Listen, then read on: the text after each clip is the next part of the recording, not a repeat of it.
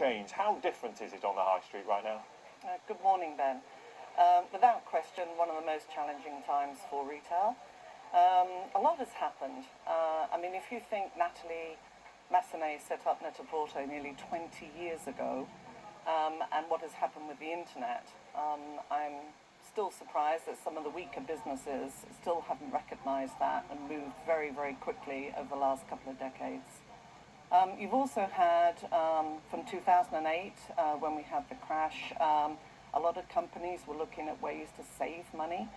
And in many instances, they were looking at pushing up margins on the product to try and cover the costs of the company during weaker revenue times.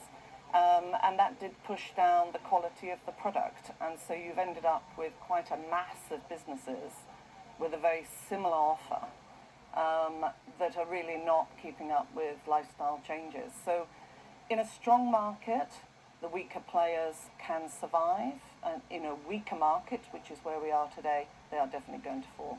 Yeah, and it's interesting, as we said, Retail Week having the big gathering today of retail bosses and people in the industry. It's sort of hard to know how to fight back, given all of the benefits that we've seen of online and the way that it's changed how we shop.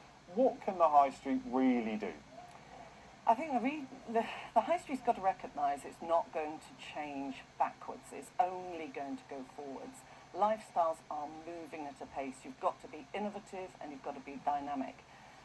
There is no question that the growth of the internet shopping is going to continue.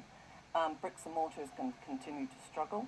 So you have to look at the space that you've got and consider what can you do with it. How can you be more creative? How can you be more innovative with it? How can you make shopping in high streets more interesting? It's so easy to shop at home. You don't have to take transport anywhere. You don't have to park. You don't have to take public transport. You don't have to deal with the children. Lots of other things. Shopping at home is very easy and very convenient.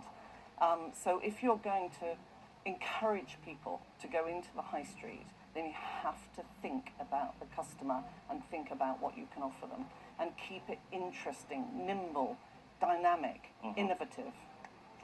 Kim, it's good to talk to you. I could talk to you all day about this, but I'm told time is against us. But really nice to see you, Kim Windsor there, founder of Windsor and former chief executive of Pringle and director at Marks & Spencer, among other things.